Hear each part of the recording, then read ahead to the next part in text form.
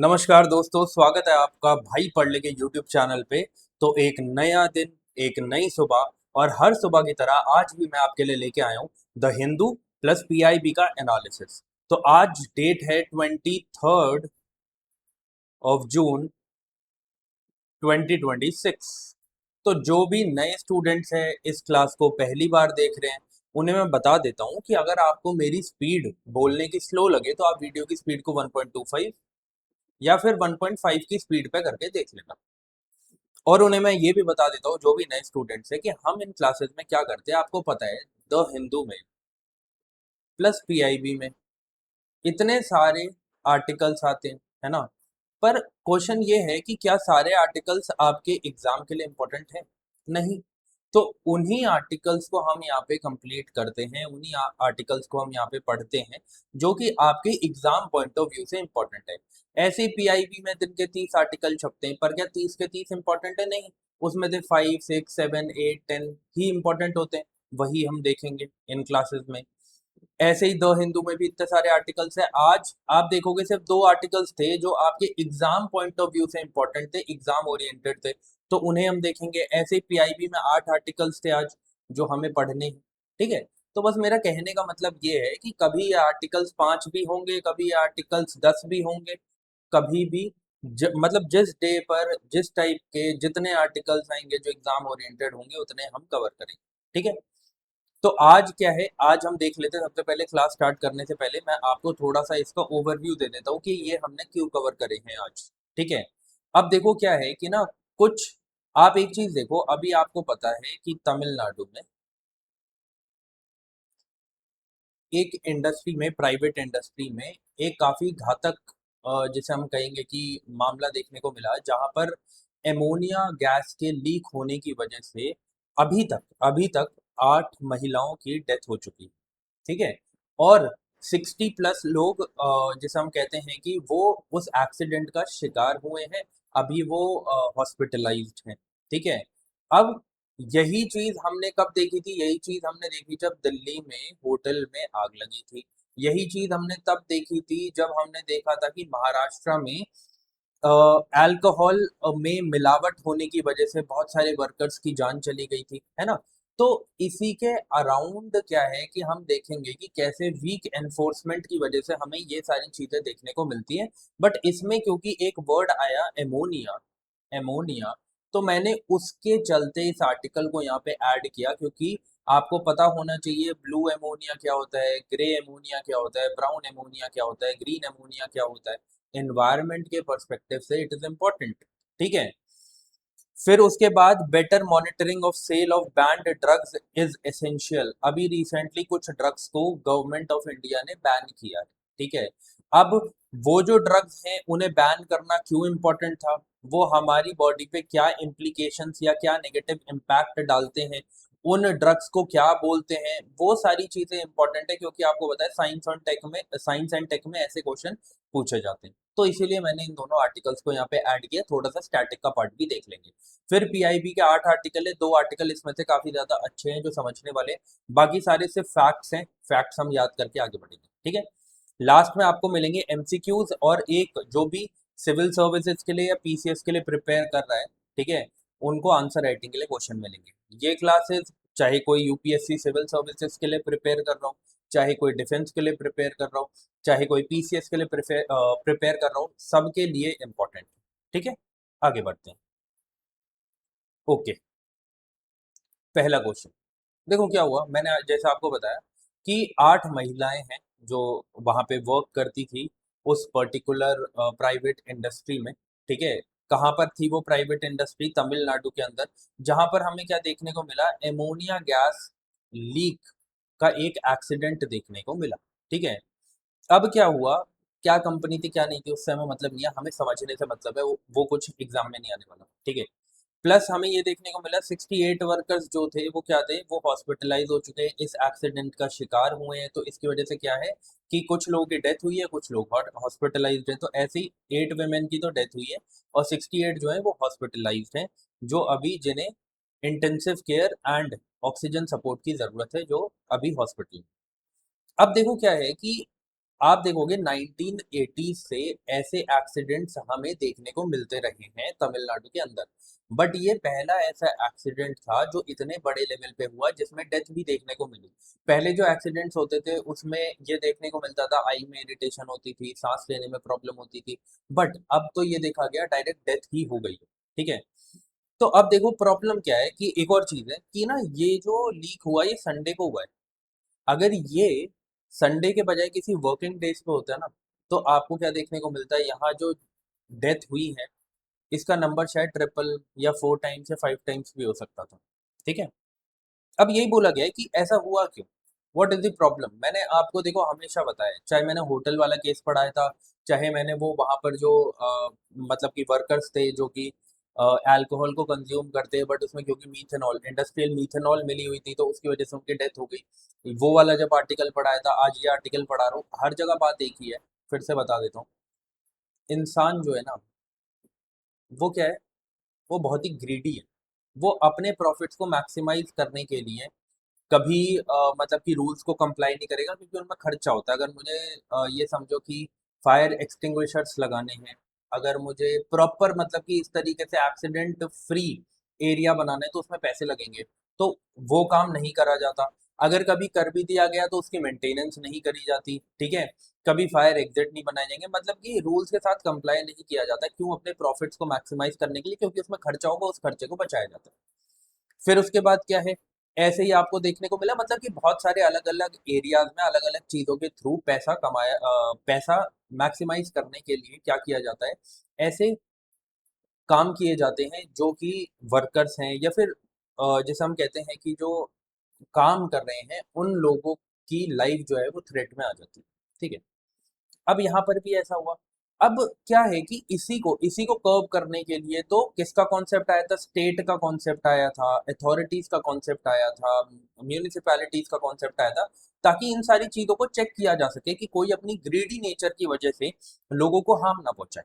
But क्योंकि ये organisations, ये एजेंसीज तो बना दी गई, बट ये अपना काम ढंग से नहीं करती, इम्प्लीमेंटेशन रूल्स का अच्छे से नहीं होता, इंस्पेक्शन नहीं होता, इंस्पेक्शन के बाद अगर कोई कमी देखी गई है तो एक्शंस नहीं लिए जाते, और उसकी वजह से हमें ऐसी चीजें देखने को मिलती है। जैसे आप यहाँ पे देखोगे कि यहाँ पे इंस्पेक्शन हुआ था, बट उसमें जो वार्निंग्स दी गई थी, उसमें जो रिकमेंडेशंस दी गई थी, उनको फुलफिल नहीं किया गया। अब आप मुझे एक बात बताओ, अगर मैंने वार्निंग दे दी कि भाई साहब इसे ठीक करवाना है, आपको इसे ठीक करवाना पड़ेगा, बट वहां पर कोई टाइमलाइन नहीं है, वहां पर ये चेक नहीं किया जाएगा, फिर से इंस्पेक्ट नहीं किया जाएगा कि वो चीजें ठीक करी गई हैं नहीं करी गई हैं, तो आप मुझे बताओ कि फिर ऐसे इंस्पेक्शंस का क्या फायदा।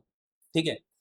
तो ऐसे ही यहाँ पे देखा गया कि अब जब ये काम हो गया है, यहाँ पर डेथ देखने को मिली है, तो उसके बाद क्या है कि गवर्नमेंट कह रही है कि अब 6,000 हैजार्डियस फैक्ट्रीज जो हैं उनमें इंस्पेक्शन किया जाएगा। बट फिर वही बात है, इंस्पेक्शन तो यहाँ पे भी हुआ था, बट क्या हुआ था, इंस्पेक्शन के बाद जो रिकमेंडेशन दी गई, जो डायरेक्शंस दी गई, जो वार्निंग दी गई, उसको भी फिर से कंप्लाई नहीं किया गया। यही तो प्रॉब्लम हुई। ठीक है।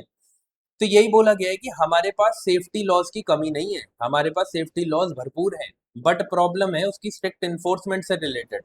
उनको उन अगर उन रूल्स के साथ कंप्लाई नहीं किया गया तो उस पर कोई पेनल्टीज नहीं है, इतनी हार्श पेनल्टीज की लोग डरें। सिर्फ कुछ फाइन दे दिया जाएगा। ठीक है। जिससे क्या होगा, जिससे बस वो इंसान जो इन रूल्स से कंप्लाई नहीं कर रहा है, वो फैक्ट्री जो इस रूल से कंप्लाई नहीं कर रही है, वो आसानी से बच जाएगी। प्लस पॉलिटिकल विल होना जरूरी है। अब आपको पता है कि यही फैक्ट्रीज हैं जो पार्टी फंड में पैसा पहुंचाती है, तो फिर कैसे पॉलिटिकल विल बनेगी। ठीक है। आगे बढ़ते हैं। आगे एमोनिया के बारे में जो स्टैटिक पार्ट है उसे पढ़ने से पहले ये बता देता हूँ, अगर आपको एंशिएंट हिस्ट्री कवर करनी है तो यहाँ पर यूट्यूब में ही आपको फ्री में प्लेलिस्ट मिल जाएगी। ठीक है। आप इसे कंप्लीट कर सकते हो। इसमें मैंने एनसीईआरटी को कंप्लीट किया है। अगर आप सिविल सर्विसेज के लिए प्रिपेयर कर रहे हो, यूपीएससी सिविल सर्विसेज के लिए, तो मैंने यहाँ पर क्या किया है, 2000 आई गेस 14 से लेके 2025 तक के सारे प्रीवियस ईयर पेपर्स को करवाया है। 10 क्वेश्चंस पर डे से हमने स्टार्ट किया था, फिर हमने 20 क्वेश्चंस पर डे कर दिया, आप लोगों की मांग के ऊपर। है ना, मांग आई थी लोगों की कि सर 10 की जगह आप 20 करवा दो, क्योंकि टाइमली कंप्लीट करना है एग्जाम से पहले, तो ऐसे मैंने करवाए थे। तो आप इन्हें देख सकते हो, अपने डेली शेड्यूल में ऐड कर सकते हो। मैं नहीं कह रहा कि एक दिन में 10 वीडियो देखो, एक दिन में सिर्फ एक वीडियो देखो। एक वीडियो भी 40-45 मिनट्स की है, ठीक है, उसमें 10 क्वेश्चन 20 क्वेश्चन को हमने कवर किया है, तो उससे क्या होगा कि आप लोगों की डेली एक्सरसाइज बनेगी कि हाँ इस तरीके के हमारे प्रीवियस ईयर क्वेश्चंस आए हैं और इस तरीके से ही हमें पढ़ना है। उसके अराउंड मैंने ये वाला एंशिएंट हिस्ट्री का कोर्स रखा था, आप इसे कंप्लीट कर सकते हो। अगर आपको ऐसी एनवायरनमेंट की सारी थीम्स, आपको पता है एनवायरनमेंट की इतनी बल्कि बुक होती है, बट जो क्वेश्चंस होते हैं वो कुछ ही थीम्स के अराउंड पूछे जाते हैं, तो मैंने यहाँ पर 9 वीडियोस में सारी की सारी थीम्स पूरी कर दी हैं। ठीक है, बट ये पेड है। ठीक है, ये 389 रुपीज़ का है, ज्वाइन का जो ऑप्शन आ रहा है वहाँ पे जाकर आप इसे देख सकते हो। जब आपको लगे कि आपका कंप्लीट हो गया, आपको पीडीएफ चाहिए, तो आप मुझे पर्सनली टेक्स्ट कर सकते हो, मैंने वहाँ पर नीचे मेंशन किया हुआ है कि कहाँ पर आपको मुझे मैसेज करना है। ठीक है, आगे बढ़ते हैं। बाकी टेलीग्राम फिर से एक्टिव हो गया, तो आप मुझे यहाँ पर क्या है कांटेक्ट कर सकते हो। ठीक है, यहाँ पर आप पीडीएफ देख सकते हो। ओके, आगे बढ़ते हैं। अब थोड़ा सा एमोनिया के बारे में पढ़ लेते हैं। देखो एमोनिया का फॉर्मूला क्या है, NH3। ठीक है, इसकी ओडोर मतलब कि जो स्मेल है वो कैसी है, काफी शार्प है, काफी इरिटेटिंग ओडोर है। ठीक है, और अगर लो कॉन्सेंट्रेशन में भी लीक हो जाए तो इट इज डिटेक्टेबल, क्योंकि इतनी ज्यादा पंजेंट और इरिटेशन क्रिएट करने वाली ओडोर होती है। ठीक है, सॉल्युबिलिटी की बात करें तो वाटर के साथ सॉल्युबल होता है, और वाटर के साथ जब सॉल्युबल होता है तो क्या बनाता है, एमोनियम हाइड्रोक्साइड। ठीक है, उसके बाद आपको याद रखना है कि अगर आप इंडस्ट्रियल लेवल पे से यूज कर रहे हैं, इंडस्ट्रियल प्रोडक्शन के लिए यूज कर रहे हैं, तो हैबर बॉश प्रोसेस के थ्रू आपको देखने को मिलेगा कि इंडस्ट्री में से यूज किया जाता है। इसमें क्या किया जाता है कि नाइट्रोजन गैस को और हाइड्रोजन गैस को आपस में रिएक्ट करवाया जाता है हाई टेम्परेचर के अंडर, हाई प्रेशर के अंडर, और एक मेटल यूज किया जाता है एज अ कैटलिस्ट, ताकि वो रिएक्शन जल्दी हो जाए और फिर इस एमोनिया को बनाया जाता है। तो आपको पता होना चाहिए दो चीजें रिएक्ट करती है, नाइट्रोजन गैस और हाइड्रोजन गैस। ठीक है, एक्सट्रीम हीट एंड प्रेशर में। अब उसके बाद क्या है, टाइप्स ऑफ एमोनिया, ये इंपॉर्टेंट है इन्वायरमेंट के लिए। जो इन्वायरमेंट की मैं ऊपर वीडियो बता रहा हूँ ना थीम्स में, उसमें मैंने ये भी कवर किया। तो ग्रे एंड ब्राउन एमोनिया क्या होता है, ग्रे एंड ब्राउन एमोनिया वो एमोनिया होता है जो फॉसिल फ्यूल से, आपको पता है देखो एमोनिया को गेन करने के लिए बहुत सारे प्रोसेस हैं, बहुत सारे सोर्सेज हैं, बहुत सारे रॉ तरीकों से उसको गेन किया जा सकता है, उसे ऑब्टेन किया जा सकता है। तो उसमें से एक तरीका है कि हम उसे फॉसिल फ्यूल से ऑब्टेन करें, तो उसको हम बोलेंगे ग्रे या फिर ब्राउन एमोनिया। बट इसमें एक प्रॉब्लम है, इसमें बहुत ही हाई लेवल पे कार्बन डाइऑक्साइड का एमिशन देखने को मिलता है, तो ऑब्वियसली क्या है, एनवायरनमेंट के लिए अच्छा नहीं है। इसीलिए उसके बाद एक प्रोसेस आया ब्लू एमोनिया। ब्लू एमोनिया क्या है, ये भी फॉसिल फ्यूल से ही प्रोड्यूस किया जाता है, फॉसिल फ्यूल को ही से ही एमोनिया को निकाला जाता है। बट इसमें क्या किया जाता है, जो इधर एमिशन हो रहा है ना CO2 का ऊपर, ब्राउन एंड ग्रे एमोनिया में, इसमें उसे कैप्चर नहीं किया जाता CO2 को। बट जब ब्लू एमोनिया की बात करें तो ब्लू एमोनिया में ये जो कार्बन डाइऑक्साइड निकल रही है, इसे कैप्चर भी किया जाता है और इसे स्टोर भी किया जाता है, मतलब इसका सीक्वेस्ट्रेशन किया जाता है, तो इन्वायरमेंट के लिए थोड़ा बेनिफिशियल है। फिर उसके बाद ग्रीन एमोनिया का कॉन्सेप्ट आता है। ग्रीन एमोनिया का कॉन्सेप्ट क्या है कि ऐसी जगहों से उसे ऑब्टेन ही मत करो एमोनिया को जिससे हमें कार्बन डाइऑक्साइड के एमिशन देखने को मिले, क्योंकि अगर कार्बन डाइऑक्साइड के एमिशन देखने को मिल रहा है तो फिर आपको उन टेक्नोलॉजीज पे भी इन्वेस्ट करना पड़ेगा, जिसकी वजह से जिसकी हेल्प से आप कार्बन को सीक्वेस्टर करेंगे। तो इस वजह से जब भी आप रेन्यूएबल एनर्जी सोर्सेज से, जैसे सोलर, विंड और वाटर इलेक्ट्रोलाइसिस के प्रोसेस को यूज करके आप एमोनिया को ऑब्टेन करेंगे, तो उस केस में कार्बन डाइऑक्साइड नहीं निकलती है, इस वजह से इसको ग्रीन एमोनिया बोलते हैं। ठीक है, तो ये इस तरीके से अलग है ऊपर वाले दोनों एमोनिया से। इन दोनों में फॉसिल फ्यूल्स को यूज किया जाता है, इसमें वाटर इलेक्ट्रोलाइसिस का प्रोसेस यूज किया जाता है, इसी वाटर इलेक्ट्रोलाइसिस के प्रोसेस से ग्रीन हाइड्रोजन को भी ऑब्टेन किया जाता है। ठीक है, आगे बढ़ते हैं। फिर एप्लीकेशन कौन कौन सी इंडस्ट्री में है, फर्टिलाइजर सेक्टर में यूज होता है, इंडस्ट्रियल रेफ्रिजरेशन में यूज होता है, क्लीन एनर्जी कैरियर में यूज होता है। ठीक है, ये आपको याद रखना है। हेल्थ की बात करें तो टॉक्सिक है, अभी हमने देखा डेथ देखने को मिली है, तो टॉक्सिक है, और एज अ एनवायरमेंटल पॉल्यूटेंट भी हमें देखने को मिलता है। एसिड रेन का भी पार्ट है। एसिड रेन का दो मेजर कंपोनेंट कौन से हैं, आपके SOx, और एक आपका कौन सा है, NOx। ठीक है, नाइट्रोजन ऑक्साइड्स, सल्फर ऑक्साइड्स। ठीक है, ये आपको याद रखना है। वैसे मेनली इसमें सल्फर डाइऑक्साइड ही होता है। ठीक है, आगे बढ़ते हैं। ओके, अब यहाँ पर क्या है कि नेक्स्ट जो क्वेश्चन है, ठीक है, जो आर्टिकल है, सॉरी, वो है कि अभी recently 16 fixed dose combination drugs को बैन किया गया है। तो क्वेश्चन अब ये आ सकता है कि फिक्स्ड डोज कॉम्बिनेशन ड्रग्स होते क्या है। देखो, एक चीज समझो, मान लो एक इंसान है, इसका नाम है ए, ठीक है। ए जाता है डॉक्टर के पास और कहता है कि मुझे काफी प्रॉब्लम देखने को मिल रही है अपने शरीर के अंदर, ठीक है। तो डॉक्टर क्या करेगा, डॉक्टर कहेगा ये है एक मेडिसिन, ये है दो मेडिसिन, ये है तीन मेडिसिन, ये है चार मेडिसिन, इसे आपको खाना है। अब वो परेशान, भाई साहब इतनी सारी मेडिसिन एक बार ही खानी पड़ेगी। फिर उसके बाद क्या है कि वो दूसरे डॉक्टर के पास जाता है, नहीं नहीं मुझे पसंद नहीं आया भाई, चलो। तो ये जाता है दूसरे डॉक्टर के पास, दूसरा डॉक्टर एक ही दवाई देता है कि आप इसी में ठीक हो जाओगे, ये बड़ा खुश होता है। बट इसमें प्रॉब्लम क्या है, अब मान लो कि इसमें क्या है ना कि ये चारों मेडिसिन जो है वो एक फिक्स्ड डोज में इसमें ऐड करी गई, इस फिक्स्ड डोज में इसमें ऐड करी गई, ठीक है। मान लो किसी रेशियो में 2:1:3:3 किसी में भी, ठीक है। अब क्या है कि मान लो कि इसको ये गोली सिर्फ 10 mg की चाहिए थी, ये 20 mg की चाहिए थी, ये 30 mg की चाहिए थी, ये 40 mg की चाहिए थी। बट इसमें वो सेम कॉम्बिनेशन नहीं है, बट इसमें ये चारों दवाइयां, ठीक है। तो अब क्या हो रहा है, जब इस डॉक्टर ने इसे ये रिकमेंड करा, तो अब क्या है कि क्योंकि यहाँ पे देखने को मिला ये अलग अलग चार दवाई थी, इन चारों दवाइयों को एक में मिक्स करके इसको दिया जा रहा है, तो इन्हीं को फिक्स्ड डोज कॉम्बिनेशन ड्रग बोला जाता है।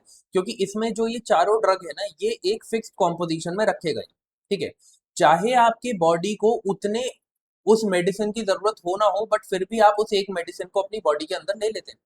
अब प्रॉब्लम ये है, मान लो ये 10 mg चाहिए थी मेडिसिन एक्स, पर इसमें इसका रेशियो 20 mg का है, लेकिन सेम ड्रग है, पर इसके कॉम्पोजिशन अलग है, कॉम्पोजिशन कह रहा हूँ, इसकी जो क्वांटिटी है वो अलग है। तो इससे क्या हुआ, आपकी बॉडी में ये 10 mg एक्स्ट्रा चली गई। अब क्या है, यही साइंटिस्ट जो है एविडेंस बेस्ड स्टडी हुई, इसमें ये पता चला कि जब in fixed dose combination drugs को यूज किया जा रहा है, तो ये हमारी बॉडी में अच्छा करने के बजाय लॉन्ग टर्म में बुरा ही कर रही है, ठीक है। क्यों? क्योंकि हम कभी कभार जो रेशियो में हमें दवाई लेनी है उससे ज्यादा रेशियो में हम दवाई ले ले रहे हैं, ठीक है। तो यही देखने को मिला। तो आपको याद रखना है फिक्स्ड डोज कॉम्बिनेशन ड्रग्स क्या होते हैं। अब आपको एग्जांपल से समझ में आ गया होगा, अब आपको हमेशा याद रहेगा। अब यही बोला गया है कि जब भी दो या दो से ज्यादा एक्टिव इंग्रेडिएंट्स को एक सिंगल पिल में ऐड किया जाए, तो ताकि ट्रीटमेंट को इजी बनाया जाए, क्योंकि चार गोलियां खाने से अच्छा एक गोली खा लो, है ना। इजियर बनाया जाए क्रॉनिक डिजीजेस के लिए, जो लंबे टाइम तक डिजीजेस चलते हैं उनके लिए, ठीक है। उसको हम क्या बोलते हैं, FDC, fixed dose combination drugs, ठीक है। अब रिसेंटली एक साइंटिफिक रिव्यू हुआ, उसमें ये समझ में आया कि जब भी ऐसी ऐसी स्पेसिफिक कॉम्बिनेशन वाली दवाइयां लोग खा रहे हैं, तो उससे ये समझ में आ रहा है कि जैसे ये कहाँ पे यूज करते हैं, जैसे पेन किलर्स में, एंटीबायोटिक्स में, स्किन ट्रीटमेंट में, तो ये समझ में आ रहा है कि ये इरेशनल है, ये इनइफेक्टिव है, और ये क्या कर रहा है, ये सेफ्टी रिस्क पैदा कर रहा है पेशेंट की बॉडी में लॉन्ग टर्म के लिए, ठीक है। तो इसीलिए क्या किया गया कि FDC का जो यूज है उसे कम करने के लिए गवर्नमेंट ने अभी इसे क्या किया है, इसे बैन किया है 16 ड्रग्स को। सारे के सारे बुरे नहीं है, बट 16 ऐसे ड्रग थे जिन्हें अभी यहाँ पर क्या किया गया है, बैन किया गया है। अब ये बोला गया है यहाँ पे, अगर आप देखेंगे कि अ, ये वाली चीज तो चलो मैंने समझाई दी है आपको। अननेसेसरी साइड इफेक्ट्स का मतलब क्या है कि अब आप एक्स्ट्रा चीज ले रहे हो, आपको 10 mg की जरूरत थी, और इस मेडिसिन में वो 20 mg में है। तो अब क्या है, अब आपकी बॉडी में आपको प्रॉब्लम ही देखने को मिलेगी लॉन्ग टर्म में। क्या है कि ये जो है आपकी बॉडी इस मेडिसिन से इतना इम्यून हो जाएगी कि आगे जाके ये वर्क करना ही बंद कर देगी, फिर आपको इसके और हाई डोज लेने पड़ेंगे, ठीक है। वही चीजें यहाँ पे बताई गई है कि ये एंटी माइक्रोबल रेजिस्टेंस क्रिएट कर देती है, ठीक है। उसके बाद क्या है कि इस मूव को मतलब कि जो राइटर है उसने प्रमोट भी किया है, उसने इसको अपहोल्ड भी किया है, ठीक है। कि 2016 में क्यों किया ऐसा, क्योंकि 2016 में उसने कहा कि 330 FDC को बैन कर दिया गया था, बट अब इस चीज को क्या किया गया है, क्रैक डाउन किया गया है, ठीक है। और सिर्फ इन 330 की जगह अब क्या है, सिर्फ 16 FDC को बैन किया गया है, ठीक है। अब ये बोला गया कि प्रॉब्लम ये है ना कि पहले क्या है, एविडेंस बेस्ड स्टडीज के बिहाफ पे डिसीजन नहीं लिए जाते थे, कि क्योंकि इतनी स्टडीज ही नहीं होती थी। अब स्टडीज हो रही है, तो इस वजह से क्या है कि ऐसे डिसीजंस, इन्फॉर्म्ड डिसीजंस लिए जा रहे हैं, ठीक है। बट ये बात बोली गई है कि आपने बैन कर दिया, वेरी गुड, बहुत अच्छी बात है, बट इसका एनफोर्समेंट, यही तो प्रॉब्लम आ जाती है। जब 2016 में इन एफडीसीज को बैन किया गया था, उसके बावजूद भी एफडीसीज जो है ये आपको बिकती हुई मिल रही थी लोकल मार्केट में। The problem is with enforcement कि आप एनफोर्स नहीं करेंगे, आप ये चेक नहीं करेंगे, आप सप्लाई चेन को नहीं रोकेंगे, आप ये नहीं चेक करेंगे कि क्या मैन्युफैक्चरर्स इसे मैन्युफैक्चर कर रहे हैं नहीं कर रहे हैं, क्या डिस्ट्रीब्यूटर्स इसे डिस्ट्रीब्यूट कर रहे हैं नहीं कर रहे हैं, क्या इंडिविजुअल शॉप्स पे लोकल शॉप्स पे मिल रही है नहीं मिल रही। अगर आप ये इंश्योर नहीं करेंगे तो फिर आप प्रॉपर एनफोर्समेंट कभी नहीं कर पाएंगे। अगर आप सही में पब्लिक सेफ्टी चाहते हैं तो आपको मैन्युफैक्चरिंग, डिस्ट्रीब्यूशन और इंडिविजुअल शॉप्स में उसकी अवेलेबिलिटी तीनों को रोकना पड़ेगा। ठीक है, बस ये जो था यहाँ पर ही था, मतलब इतना ही था ये आर्टिकल। बस आपको ये पता होना चाहिए फिक्स्ड डोज कॉम्बिनेशन ड्रग्स क्या होते हैं। ठीक है, अब आपको समझ में आ गया होगा, आगे बढ़ते हैं। अब जो है पीआईबी के 8 आर्टिकल हैं वो हम कंप्लीट करेंगे। जो चीज़ें सिर्फ और सिर्फ इतनी हैं कि फैक्ट पढ़ो आगे बढ़ो, उतना मैं आपको बता दूंगा और फिर हम आगे बढ़ेंगे। अब इधर देखो जरा, जो आधार ऐप है उसने 31 मिलियन डाउनलोड्स को कंप्लीट किया। अब आप बोलोगे ये क्यों आपने पढ़ा दिया है ना, ये कहाँ आएगा? देखो होता क्या है, मैं आपको एक बात बताता हूँ। जब स्टेटमेंट वाले क्वेश्चन आते हैं ना, अब उसमें आ जाएगा कि रिसेंटली आधार ऐप ने क्रॉस किया है 3 मिलियन का बेंचमार्क। अब आपको अगर ये डेटा पता है 3 मिलियन, आपने एक बार पढ़ लिया कि अरे 3 करोड़ के आसपास था, 30 मिलियन के आसपास, मतलब कि 3 करोड़ के आसपास था। तो अब अगर 3 मिलियन 10 मिलियन लिखा आएगा तो आपको पता है वो गलत होगा। तो इसको रटना नहीं है कि ये कहीं डायरेक्टली पूछा जाएगा, ये किसी स्टेटमेंट में ऐड किया जा सकता है। क्योंकि जब भी हम कोई माइलस्टोन पार करते हैं तो वो चीजें ऐड करी जाती है, वो चीजें क्वेश्चन में ऐड करी जाती है, स्टेटमेंट में ऐड करी जाती है। तो आपको याद रखना है ऑलमोस्ट 3 करोड़ लोग हैं जो आधार ऐप को यूज कर रहे हैं। ठीक है, ये आपको याद रखना है। आगे बढ़ते हैं। अभी रिसेंटली, ये भी फैक्ट बेस्ड क्वेश्चन है कि रिसेंटली क्या हुआ है कि सीआईएसएफ का हेडक्वार्टर बनाया गया, और ये हेडक्वार्टर कहाँ पे बना है? न्यू दिल्ली में बना है। तो अब डायरेक्टली क्वेश्चन ये पूछा जा सकता है कि न्यू हेडक्वार्टर कहाँ बना है सीआईएसएफ का? जो डिफेंस के स्टूडेंट्स है ना, जो डिफेंस के स्टूडेंट्स है उनके लिए ये क्वेश्चन इंपॉर्टेंट है। प्लस जो पीसीएस के स्टूडेंट्स है उनके लिए क्वेश्चन इंपॉर्टेंट है, क्योंकि वहां पे डायरेक्ट क्वेश्चन ऐसे पूछे जाते हैं। ठीक है, आगे बढ़ते हैं। अब ये थोड़ा समझने वाला क्वेश्चन है, इसे देख लेते हैं। अभी क्या हुआ है ना, ये जो दिशा ऐप है, दिशा जो ऐप है, इधर लिखता हूँ, जो दिशा ऐप है इसको एक्चुअल में लॉन्च किया गया था 2021 में। ठीक है, बट अब इसका टाइम पूरा हो गया, तो अब क्या है? दिशा 2.0। तो अब आपको ये पता होना चाहिए कि ये दिशा ऐप है क्या। सबसे पहले तो इसकी फुल फॉर्म पढ़ो, designing innovative solutions for holistic access to justice. ठीक है, कि क्या किया जाए, इस तरीके के इनोवेटिव सॉल्यूशंस लेके आए जाएं जिस वजह से जिसकी हेल्प से जस्टिस को अफोर्डेबल, अवेलेबल और जिसे हम कहते हैं कि लोगों तक पहुंचाया जाए, इंक्लूसिव बनाया जाए। ठीक है, हॉलिस्टिक अप्रोच के साथ मतलब कि सॉल्यूशंस लाए जाए। ऐसा नहीं है कि एक सेक्शन ऑफ सोसाइटी को तो वो अवेलेबल हो जाए वो जस्टिस, बट बाकी जो पिछड़ा वर्ग है या फिर ऐसा समाज है जो रूरल एरिया से जुड़ा हुआ है, उन तक वो जस्टिस ना पहुंचे। और जस्टिस पहुंचेगा तब जब अवेयरनेस पहुंचेगी। अगर किसी को अपने राइट के बारे में नहीं पता, ठीक है, तो आप उसको कैसे बोलोगे कोर्ट मूव करो? अगर उसके साथ कुछ बुरा हो रहा है, अगर समझ लो कि कहीं पर अनटचेबिलिटी प्रैक्टिस हो रही है, अगर उन्हें यही नहीं पता कि अनटचेबिलिटी जो है वो आज के टाइम पर एक क्राइम है, तो फिर वो कैसे कोर्ट मूव करेंगे? तो सबसे पहले अवेयरनेस क्रिएट करना। तो ये सारे इनोवेटिव सॉल्यूशन जो है वो दिशा 2.0 में हमें देखने को मिलेंगे, ताकि क्या किया जा सके, जस्टिस को होलिस्टिक वे में, इंक्लूसिव वे में लाया जा सके। ठीक है, अब यही है, यही बोला गया है कि इस तरीके के डिजाइन और इम्प्लीमेंटेशन करना है इनोवेटिव सॉल्यूशन की, कि जस्टिस जो है वो हॉलिस्टिक, अफोर्डेबल, एक्सेसिबल बन जाए। ठीक है, सिटीजन्स के लिए और पर्टिकुलरली उन लोगों के लिए जो मार्जिनलाइज्ड एंड वल्नरेबल ग्रुप्स। ठीक है, अब इसके लिए कुछ कोर कंपोनेंट्स है, जैसे टेलीलॉ, कि आप क्या करो, प्री लिटिगेशन एडवाइस जो है वो डिजिटल कम्युनिकेशन के थ्रू प्रोवाइड करो, ताकि लोगों को पता हो कि आगे क्या स्टेप्स है जो मैं ले सकता हूँ। ठीक है, आगे क्या स्टेप्स है जिसमें मुझे इतना टाइम लगेगा, आगे क्या स्टेप्स है जितनी में मतलब कि इतना मुझे पैसा लगाना पड़ेगा, मतलब सारी चीजें उनको पता होनी चाहिए। ठीक है, फिर न्याय बंधु, न्याय बंधु का मतलब है कि उनके पास वॉलेंटियर लॉयर्स जो हैं वो एक्सेसिबल हो। कुछ लॉयर्स ऐसे होते हैं जो बोलते हैं कि हम ऐसे लोगों की हेल्प करना चाहते हैं जो कि जस्टिस जिनके लिए एक्सेसिबल नहीं है, अवेलेबल नहीं है, अवेलेबल तो है मतलब एक्सेसिबल नहीं है। तो उनको हेल्प करने के लिए जो मार्जिनलाइज सिटीजन्स हैं और उनको हेल्प करने के लिए वॉलंटियर लॉयर्स जो है उनको न्याय बंधु बोला गया। ठीक है। फिर लीगल लिटरेसी, मास अवेयरनेस, वही बात है ना कि मेरे को नहीं पता कि मेरे पास ये राइट है, जैसे आपको भी नहीं पता होगा आपके पास क्या क्या राइट है, बट लॉयर्स को वो बात पता है, तो लॉयर्स से हम तक पहुंचनी चाहिए। उसके बीच में कौन हेल्प करेगा हमारे तक पहुंचने में? गवर्नमेंट हेल्प करेगी। ठीक है। आई होप आपको ये बात समझ में आई होगी। टेक्नोलॉजी इंटीग्रेशन, जैसे आप इधर तो वो चीज़ नहीं लिखी, बट आप क्या कर सकते हो, एआई को यूज करके क्या कर सकते हो, अवेयरनेस क्रिएट कर सकते हो। मीडिया को यूज करके अवेयरनेस क्रिएट कर सकते हो। कोर्ट्स जो है उनकी हेल्प कर सकते हैं हम न्यू टेक्नोलॉजीज की हेल्प से। ठीक है।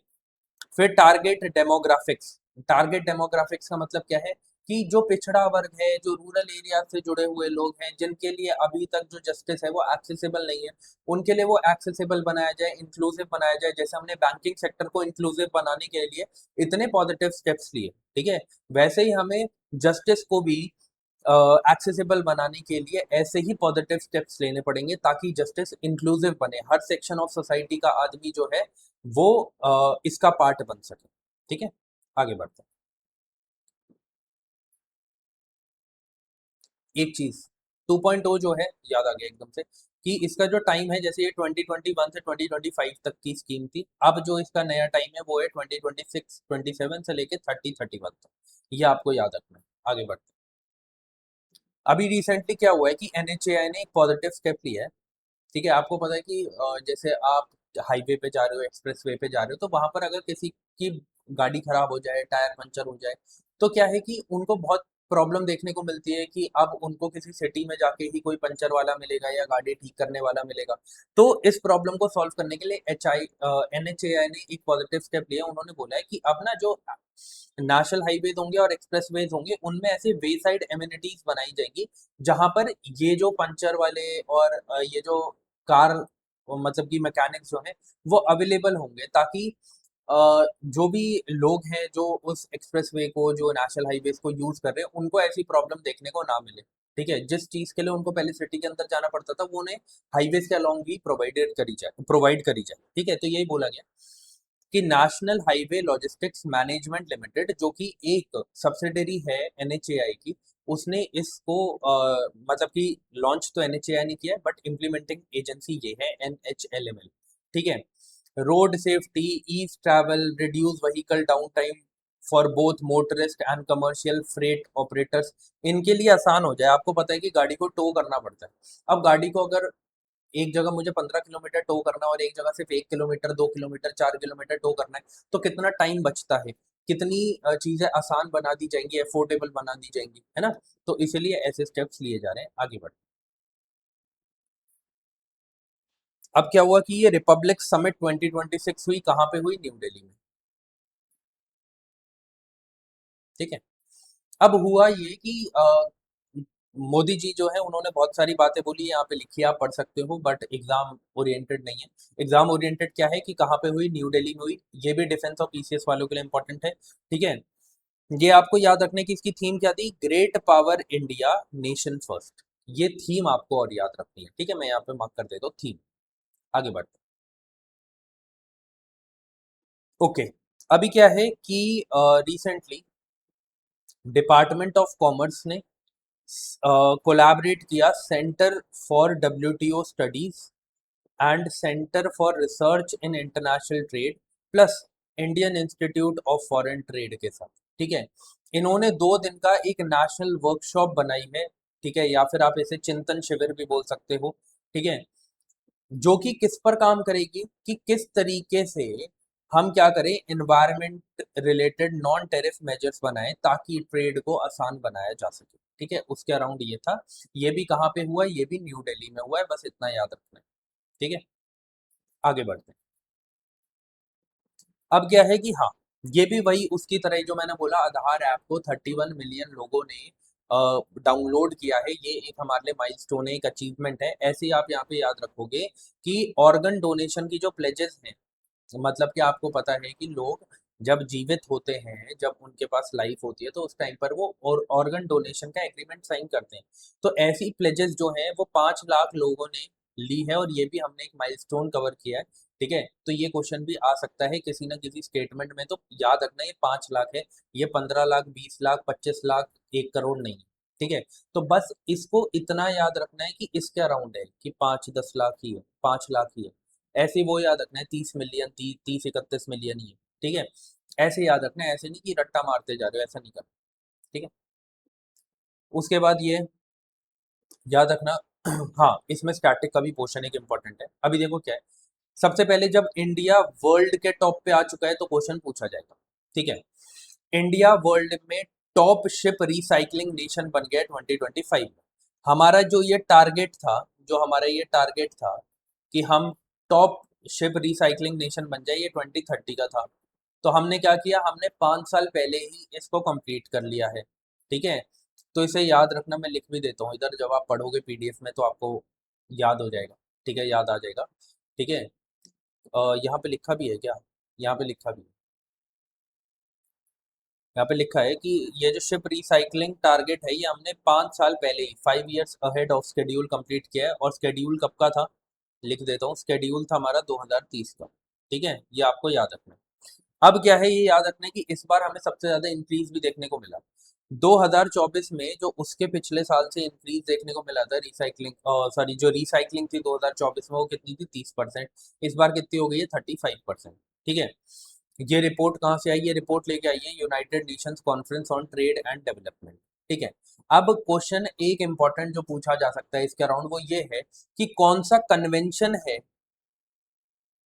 जो इसके साथ कंप्लाई करता है, जो शिप रिसाइकलिंग से रिलेटेड है। तो आपको याद रखना है, हांगकांग कन्वेंशन जो है वो किससे रिलेटेड है, वो इस चीज की कंप्लायंस से रिलेटेड है कि किस तरीके से शिप को रिसाइकल किया जाएगा, उसको वेस्ट नहीं किया जाएगा, उसके लोहे को वेस्ट नहीं किया जाएगा, उसमें जो इक्विपमेंट्स है उनको वेस्ट नहीं किया जाएगा। और इसी हांगकांग कन्वेंशन के चलते हमने क्या किया, हमने रिसाइकलिंग ऑफ शिप्स एक्ट 2019 बनाया, क्योंकि हमने इस हांगकांग कन्वेंशन को रेटिफाई किया था कब, 2019 में। इस चीज को आपको याद रखना है। तो डायरेक्टली अगर पूछा जाए कि हांगकांग इंटरनेशनल कन्वेंशन किससे रिलेटेड है, तो आपको याद रखना है safe and environmentally sound recycling of ships. तो प्लीज इसको याद रखना, हांगकांग कन्वेंशन को, ये इंपॉर्टेंट है। ठीक है, आगे बढ़ते हैं। अब आपको क्वेश्चंस है, यहाँ पे मैंने आपके लिए क्वेश्चंस लेके आया हूँ। ये आपको क्या करना है, कमेंट सेक्शन में आंसर करना है इसका। ठीक है, पहला जो क्वेश्चन है वो एफडीसी ड्रग से रिलेटेड है। ठीक है, ये प्रीलिम्स का क्वेश्चन है। और इसके बाद क्योंकि आज आर्टिकल ज्यादा नहीं थे तो सिर्फ एक ही क्वेश्चन है। ठीक है, तो इसका आप आंसर करेंगे मुझे कमेंट सेक्शन में पॉजिटिवली।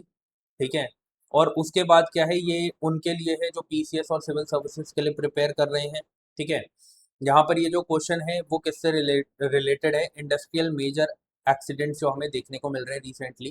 ठीक है, आप इसमें और भी एग्जांपल्स ऐड कर सकते हैं। ठीक है, आपको ज़रूर बात करनी है एनफोर्समेंट से रिलेटेड, कंप्लाई रूल्स के कंप्लायंस से रिलेटेड, एजेंसीज की नाकामी से रिलेटेड, ये सारी बातें आपको इसमें ऐड करनी है। ठीक है, तो बस आज का सेशन इतना ही था। अब हम मिलते हैं अपने नेक्स्ट सेशन में, तब तक के लिए जय हिंद।